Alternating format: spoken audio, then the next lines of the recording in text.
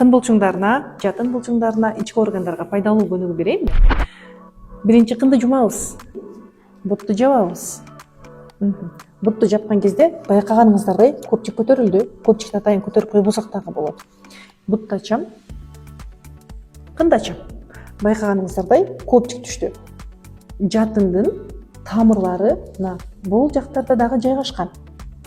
Жана связкаларыбыз бар. Биздин булчуңдарды бири-бирине кошуп турган связкалар иштемейин, жатын булчуңдары иштебейт. Мына кынды жумуп бутту жабабыз.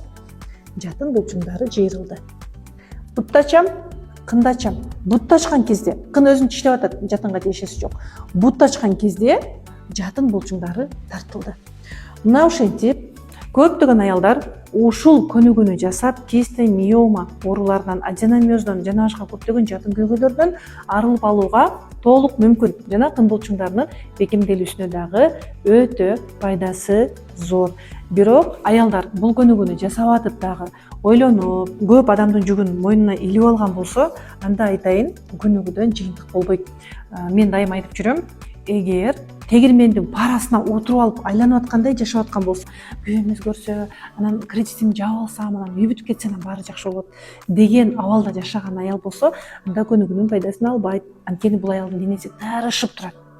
Көп жүктү мойнуна асып алып жашап аткан сыяктуу. Бардык нерсеге жай гана реакция кылганды үйрөнөбүз, көнүгүүнү жасайбыз и көйгөйүбүз дагы кетет.